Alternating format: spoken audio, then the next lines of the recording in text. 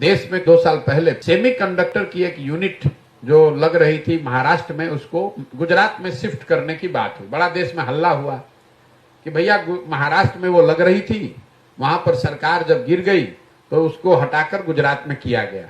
Semiconductor की factory लगाने के लिए करीब करीब $20 बिलियन, मतलब 1,60,000 करोड़ रुपए का खर्च है।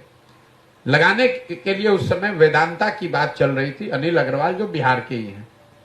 जब वो यूनिट कभी भी बनेगी तो उसमें कम से कम 15 से 20% लोग बिहार के इंजीनियर उसमें काम करेंगे। हम लोग यहां लग नहीं सकता, इतना आसान नहीं है, देश में नहीं है तो बिहार में कैसे लगेगा। लेकिन कभी बिहार में आपने इसकी चर्चा सुनी कि भाई सेमीकंडक्टर का भी फैक्ट्री महाराष्ट्र में लग रहा है, गुजरात में लगाने की बात हो रही है, तो बिहार में क्यों नहीं? लगाने वाला तो बिहार का आदमी है। तो मैंने उसका जवाब ये दिया कि भाई पूरे कैबिनेट को बैठा लीजिए। नीतीश कुमार जो अपने आप को इंजीनियर कहते हैं भी, उनको भी बैठा लीजिए। उनसे खाली ये पूछ दीजिए कि सेमीकंडक्टर होता क्या है।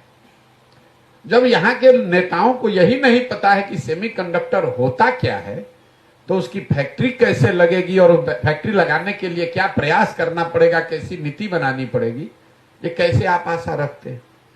तो बिहार में तो भाई जो शर्ट के ऊपर गंजी पहन ले वही नेता है। नेता वो है जिसको भाषा का, विषय का ज्ञान ना हो। जो जितना बड़ा लखेरा है, जितना बड़ा बेवकूफ है, वही इतना बड़ा नेता है। उसी को आप और हम नेता बताते हैं, और फिर हम और आप कहते हैं कि बिहार में तरक्की नहीं हो रही है, पढ़ाई नहीं हो रही। अगर कोई अच्छा आदमी खड़ा हो जाए तो आप और हम ही कहते हैं कि अरे बिहार में ही नहीं चलेंगे, कि बिहार में ऐसा आदमी थोड़े चलेगा।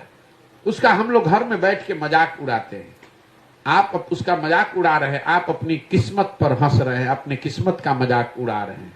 वो अच्छा आदमी, जब एक अच्छा आदमी हारता है तो 100 अच्छे लोगों की हिम्मत टूटती है, वो राजनीति में नहीं आता है। और यही दुर्दशा है कि इस कुचक्र